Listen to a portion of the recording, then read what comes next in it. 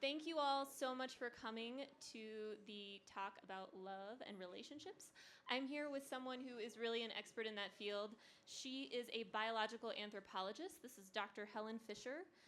She has been researching sex and relationships and love for about 40 years now. She serves as the chief scientific advisor for Match.com. She's written 6 books about her findings. She is affiliated with Rutgers and the Kinsey Institute, which is a pretty famous institute that deals with these issues. And she's also a TED All-Star. And I think that's all of your elements, but I think that's plenty. So thank you so much for being here. And I guess just to kick us off, how did you come to be researching this? How did you come to be working for Match? And how did you get into this? Oh, I wish I had a sexy answer to that, and I don't.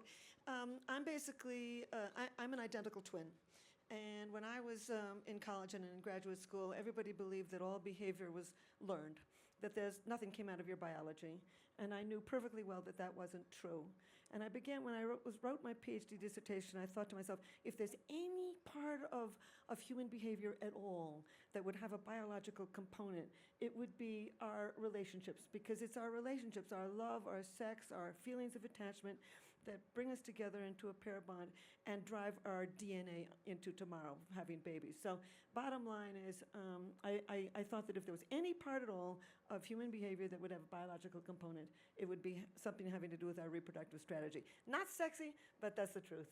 And so did Match.com approach you and say, we'd like to, your help in getting people together so that they're actually right for each other? It was 11 years ago. I'm the longest standing member of Match. I've gone through 7 presidents. And they called me 2 days before Christmas. I live in New York City. And they wanted me to come in 2 days after Christmas. Nothing happens in New York City at Christmas. I said, well, sure, okay. And I went in to their office, and all these people piled in, and I couldn't figure out who they were. Was this a think tank? Were there other academics, et cetera? And as it turned out, it was the CEO on down. And in the middle of the morning, somebody, I think it was the president, said to me, he said, why do you fall in love with one person rather than another? And I said, I don't know. Nobody knows. You tend to fall in love with somebody who has your, timing is important. Proximity is important. At my age, lighting would be important. We tend to fall in love with somebody from the same socioeconomic background, same ethnic background, same general level of intelligence, same general level of good looks, same religious and social values. Your childhood always plays a role. Your goals play a role, whether you want to have children or not, et cetera. But you can walk into a room and everybody is from your background, same level of intelligence, same level of good looks, and you don't fall in love with all of them. So I began to think, when people say we have chemistry, what do they mean by that? Are we naturally drawn to some people rather than others? And that started me in a study of the biology of personality. So I created a questionnaire that has now been taken by 14 million people. And I've done 2 brain scanning studies of it, and we can go into that. But that's how it started. Okay, so and about those brain scanning studies, so one of my most favorite books of yours is Why Him, Why Her, and it's actually a book that really helped me at one point in my life, and it really breaks people down into 4 basically personality types, and a lot of it is based on these brain scans. So can you describe how you did that, how you found those types, and what the types are? Sure. First of all, I just want to thank everybody for coming. I thought it would be just the 2 of us here at the bar. The belly up bar at 7:30 at night. I said, I don't think so. But I'm grateful for you and welcome. So just backing up for a moment, the reason Match called me is that I and my colleagues are the first in the world to put people in brain scanners who are madly in love, who have been rejected in love, and who are in love long term. And you can remain in love, not just loving, but in love long term. But you got to pick the right person. And this is what Olga is talking about. I wanted to know, people will say we have chemistry. Could nature have been so sloppy as to not pull us naturally towards certain kinds of people? So what I did is, the short version is, I think that we've evolved 4 very broad styles of thinking and behaving linked with the dopamine, serotonin, testosterone, and estrogen systems in the brain. So there's all kinds of systems in the brain. Most of them keep the eyes blinking or the heart beating. They're not linked with any personality trait. So the first thing I did is I went through the last, 40 years of medical literature looking for any trait at all linked with any biological system. Now, we all know that assertiveness is linked with the testosterone system, that verbal skills are linked with the estrogen system, but there's a lot of others. So I ended up finding that these 4 broad styles of thinking and behaving are linked with these constellation of personality traits. And so, for example, if you're very high expressive of the dopamine system in the brain, you tend to be novelty-seeking, risk-taking, curious, creative, spontaneous, energetic, mentally flexible, and actually Democrats. And I even know where they live. I know how many orgasms they have. I know everything about Americans. And if you're and that kind of person, a high dopamine style of thinking, is drawn to people like themselves. They want somebody who's going to walk into this bar, listen to this speech, then walk to the top of the mountain tonight and do whatever. The high serotonin type style of thing, I don't like types because we're a combination of all of them. That style of thinking and behaving is associated with being traditional, conventional, following the rules, respecting authority, concrete thinkers rather than theoretical, tend to be more religious, love rules, schedules, plans, etc. Republican or no? Republican, Okay. yes, Republican. Have less sex, more orgasms, actually, too. They live in the Midwest and in the South. I've got maps, and I got 14 million zip codes, so I know a lot about them. But anyway, the bottom line is they're drawn to people like themselves. A good example would be Mitt Romney and Ann Romney, or Hu Jintao, the former president of China, or George Washington. I think I'm hooked now on biographies of leaders, and I talk a lot, actually, to understanding leaders. So they're drawn to people like themselves. In those 2 cases, similarity attracts. In the other 2 cases, opposites attract. High testosterone style of thinking is naturally drawn to the high estrogen, and vice versa. The high testosterone style is analytical, logical, direct, decisive, tough-minded, skeptical, good at what we call rule-based systems, everything from chemistry, engineering, computers, math, and they're drawn to the high estrogen, which is intuitive, imaginative, very contextual thinkers, people skills, verbal skills, empathetic, intuitive, etc. I think Hillary and Bill Clinton are example. She's the high testosterone. He is the high estrogen. The whole world knows he can't stop talking. His autobiography is 900 and something pages. He feels everybody's pain. As a matter of fact, we're all been wondering when we're going to have our first female president. I think we've had our first female president with Bill Clinton.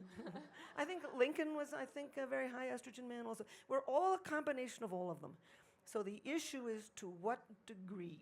And it's the combination of them. And this is why my personality questionnaire is so different from any other one on the market today, because they all put you in a bucket.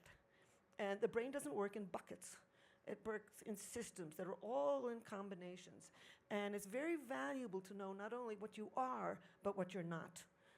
So talk about for example, a serotonin gap is something that you mentioned that comes up if you're in you have a mismatch of styles. Yeah, it's so interesting because we had this conversation. I'm just starting to go out with the guy, and he's very high, he's a journalist, well-known journalist actually, and he is very high on the dopamine, as I am, so that works fine. And he's very high on testosterone, and I'm high on estrogen, and that's also works fine. But he's much higher on the serotonin scale. And here's an example. We were going to the movies, a couple months ago, and I said to him, do you have any water? And he said, yeah, I got some water in my pack. And I said, oh, great, we can drink the water in the movie. He said, oh, no, we can't. You can't bring food and drink into a movie. You got to buy it at the snack bar. And that's serotonin? And I said, whoa. And he said, Helen, it's the serotonin gap. And so what I want to start doing is our psychologists, generally, we go back to our childhood over and over and over. Some things really don't have to do with your childhood. They have to do with who you are.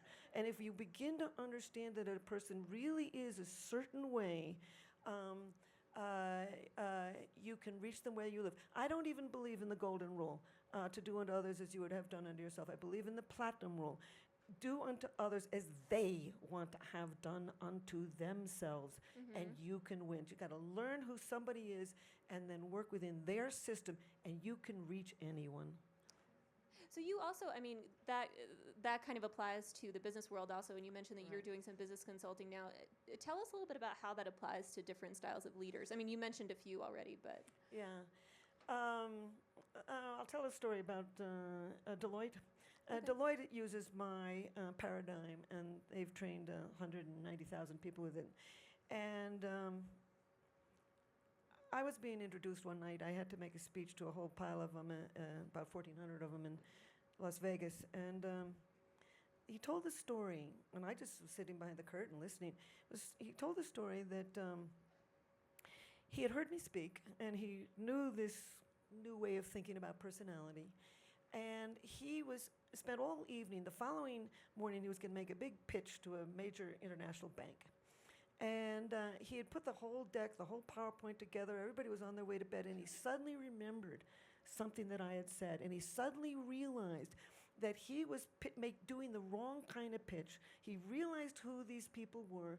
And I think that he was giving the huge theory first, which the high dopamine type would really like. But he realized he was talking to some high serotonin people who like the details. They like the details. They like everything. They, skip the big idea, the details. So he called them all back and redid the entire PowerPoint. And then he said to the audience, and the following morning, I made $1 million. So bottom line is, if you can figure out who people are, and I train them to look at LinkedIn, to look at their emails, to look what they do in their spare time, and you can begin to get a feel for the basic biology of somebody. And then I did a study of 178,000 people to find out what words these people use. And so I say to various people in business, don't listen to just the content of the conversation, but listen to the words that they use as they are expressing that content. And you can begin to understand, once you know it, who somebody is. And then, you can begin to, if you know the brain, you can reach anyone. Well, I want to pivot just a little bit to talk about slow love and this kind of concept that, people having one-night stands, even, friends with benefits, it's not necessarily a dead end. Can you kind of explain how you found that and why that is? Yeah. Thank you, Olga. This is my favorite thing. I call it slow love. I do an annual study with Match called Singles in America. We do not poll the Match population. We poll the American population. So it's a representative sample of Americans based on the U.S. Census. And every year we do it. We're in our 8th year now. It'll start in August. Ruins Christmas for me, destroys it. But anyway, every single year we ask some questions that are trend questions. We want to see if times have changed. And every year we ask some new questions. Among the 10 trend questions that we ask are, I'm leading up to telling you that the future is good. So that's the bottom line.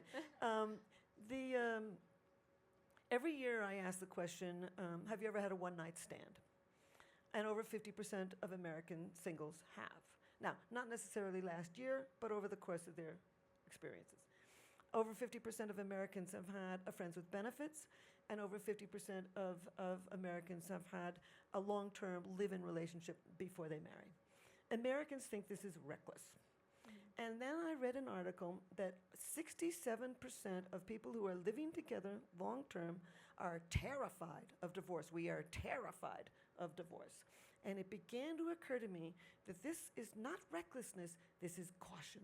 That today we want to get to know every single thing about a person before we tie the knot.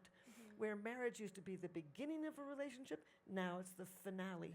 And I thought to myself, if there's this long, what I call the pre-commitment stage, or what I call commitment light, L-I-T-E, commitment light, during which you get to know every single thing about somebody, you can get rid of the bad relationships before you marry. So wouldn't that mean then that by the time you walk down that aisle, you know who you got, you know you want who you got, and you think you can keep who you got? And so maybe we're going to see in America, and I think in the world, better marriages because of this long pre-commitment stage. So I did a study of 1,100 married people, and I asked a lot of questions. But one of the questions was, would you remarry the person you're currently married to? And 81% said yes. So I've also looked at divorce in 80 cultures through the demographic yearbooks of the United Nations, going back to 1947. And these are two data points. One being the fact that everywhere in the world where it's not arranged marriages, the later you marry, the more likely you are to remain married. And so here we have a second data point, this long pre-commitment stage before you tie the knot. I think these are two huge worldwide demographic trends that are enabling people to make finer decisions when the time comes, marrying later and marrying the right person. But you have got to meet that person. That's the biggest problem on the internet today. And the president of Match, they all know this. The longer you stay on these sites, the more likely you are to not meet anybody. And the other thing is it's called cognitive overload. People go out person after person after person, and the brain is not built. There's a sweet spot between 5 and 9 people. And after that, the more people you meet, the less likely you are to fall for any of them. So the two things that I would say if you are in the dating world is, number one, when you get out and meet the person right off the bat. Second, give them a chance. People are so nervous in the beginning. Give them a chance. Think of reasons to say yes. Overlook the negative. Positive illusions. Get to know them a second time and a third time. And after you've met 9 people, stop and get to know at least one of them better if you really want love. Huh, all right. Well, I'm sure you guys will probably have some questions, so we're going to take some audience questions, and we're going to have mic runners coming to people, and I think there's a hand up there. That's the one I saw first. Or whoever. I can't really see you, I'm sorry. So you talked about all the traits that men have and how they're different than what we would expect. What's going to happen when college campuses today, not when, but college campuses today are 51% female? How is this going to play out? It's very interesting. College is really built for women. I wrote a whole book called The First Sex, The Natural Talents of Women and How They're Changing the World. Feminists hated the book because they don't want to believe that there's biological differences in the brain. I study the brain and I study human evolution. Women bring a huge amount to the job market that is really important. Men and women are like 2 feet. They need each other to get ahead, but they are not alike. And college is really built for women because women tend to be more patient. They're more verbally skilled. They're better at sitting. They're better at listening. They're better at talking. And so much of our college is really built for women. I'm not surprised that there are more. Yes, go ahead. What about the trends of trading marriage? What we're really moving towards is the double income family. I'm really excited about that. People are all so interested in the past, a woman needed to marry up. For the last 10,000 years, a woman's only career choice was to marry well. She needed a man who could do the providing while she was in the home. For millions of years before that, in hunting and gathering societies, I studied them, women commuted to work to gather their fruits and vegetables. They came home with 60 to 80% of the evening meal. The double income family was the rule. And for millions of years, women were regarded as just as sexual and social and economically powerful as men, the double income family. As we have moved away from the agrarian life, we are in the middle of a marriage revolution. We are right now moving away from 10,000 years of the agrarian tradition, where where the man was the head of the household till death do us part. You can't move. You can't take you can't cut the cow in half. You can't move half the wheat field out of town. So when we began to settle down on the farm, women lost their ancient roles as fully economically powerful partners. And we began to evolve a lot of new ideas. Virginity at marriage, arranged marriage, a woman's place is in a home, man is the sole provider, honor thy husband till death do us part. And then with the beginning of the Industrial Revolution, we are shedding all of those traditions. It's the most powerful social trend in the world today, is women piling into the job market, much more powerful than the technological revolution in terms of marriage and the family. And what we're seeing now is double income families. And it's something like between 1/3, almost 1/3 of American families where both the man and the woman work, the woman makes more money than the man. And women are getting more education. And so women's roles are changing and men's roles are changing too. Men's roles are expanding. They're spending much more time in the home. They're spending more time helping to raise the children. And we're seeing a different kind of marriage, but they will keep marrying. We're built for that.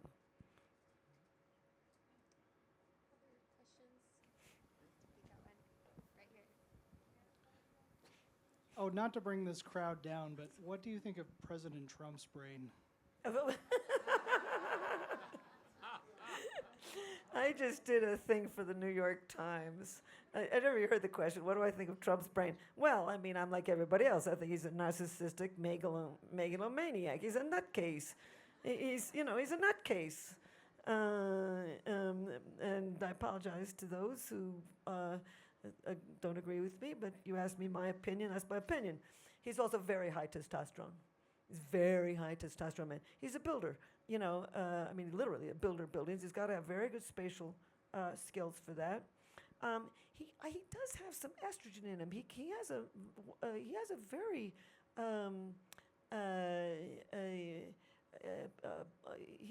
he can be believable to people. He's very much like Putin. That's why they understand each other. They're both very high testosterone men. Very impulsive. That impulsivity is the dopamine system. So if I had to peg him, odd that he's running as a Republican, though, because that's serotonin. That's the concrete, the traditional, I don't actually think he is a Republican personally. I don't think he's anything. I don't even think he's a political guy. And he's a guy who wants power. He's a power guy. And I think if I put him in my scanner and I had him take my questionnaires, he'd be off the charts in the testosterone system and the dopamine system. And this is why he and Putin understand each other. They're both high testosterone. Putin didn't understand Obama. Obama's much higher estrogen. He's a lot like Lincoln, actually. He wanted to negotiate it. He wanted consensus. It took him a long time to decide what he was going to do. He wanted to involve everybody in it.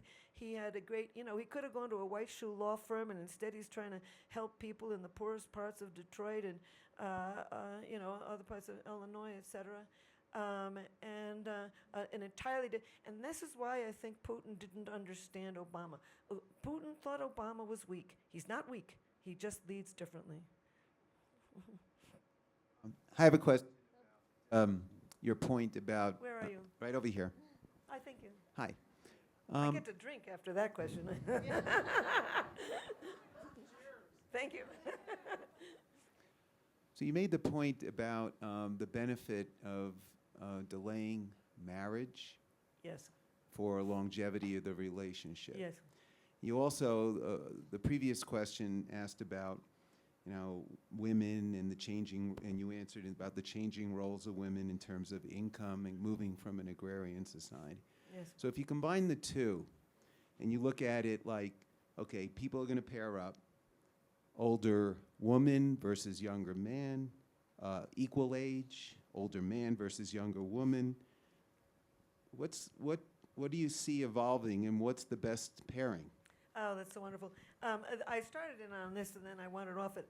A couple weeks ago, when Macron in France won the election, and he's married to a woman who's 24 years older, and Trump is married to a woman who is 24 years younger.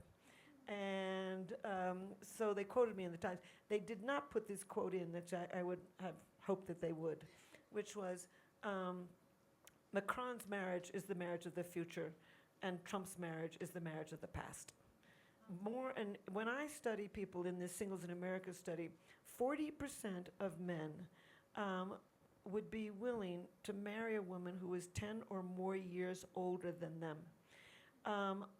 Over 60 to 70% of men would marry a woman who had more education, who had considerably more education, who was considerably more intellectual, and who made considerably more money. So this is going to change. We come from an agrarian society where the man was the power and women needed that power. But in hunting and gathering societies, for example, a friend of mine asked a man, would you marry a woman who was smarter than you? And he said, of course I would. She'd make me smart too. And we're going to see more and more, this is the thing about the educational thing, we're going to see more and more women who are down on Wall Street making the money, while the man is making very much less money, but he's a psychiatrist. I mean, he's got prestige, or he's a violinist at the Philharmonic, but he doesn't have the money.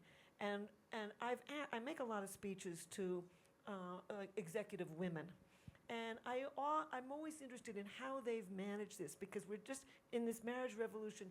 We still don't know how to handle a relationship in which the woman's making all the money, and they all often say exactly the same thing to me. They say, Helen, I knew he was always going to be a primary school teacher. I admired him for that. I make the money, and that's. And so they know this before they go into it, and they somehow work it out. And we're going to see more and more of that as women become more economically powerful. So as a follow-up, if you were going to advise my 3 daughters over the next 12 years about feeling pressure to get married at a younger age, what would you tell them? Well, I don't think it's the highest divorce rate is in people in their very early 20s. The highest divorce rate is also in the entire Bible Belt. And the highest divorce rate is in the Bible Belt, not because these people are religious, but because religious people feel that they should have sex after marriage. And so they marry very young in order to have their sex and their partnerships. And so they don't know themselves, they don't know their partner, and they don't know how to handle problems yet. And so all the data show that the longer you wait to marry, and the more time you spend with the partner before you wed, the more likely you are to be able to sustain that marriage long term.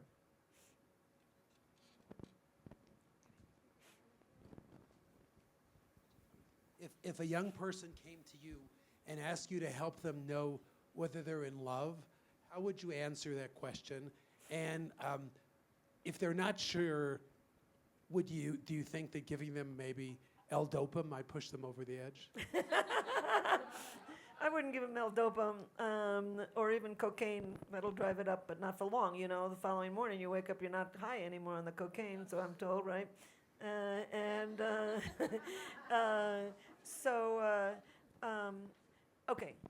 People have come to me and asked me that.